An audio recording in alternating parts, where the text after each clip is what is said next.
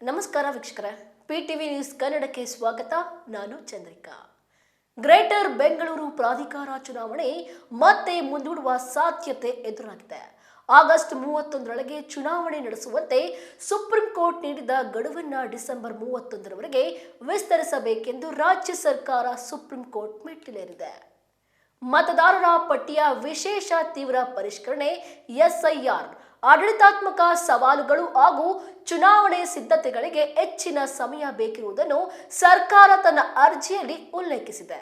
ಇದನ್ನೇ ಅಸ್ತ್ರವನ್ನಾಗಿ ಮಾಡಿಕೊಂಡಿರುವ ಬಿಜೆಪಿ ಮತ್ತು ಜೆಡಿಎಸ್ ಸೋಲಿನ ಭಯದಿಂದ ಸರ್ಕಾರ ಉದ್ದೇಶಪೂರ್ವಕವಾಗಿ ಚುನಾವಣೆ ಮುಂದೂಡುತ್ತಿದೆ ಎಂದು ಆರೋಪಿಸಿವೆ.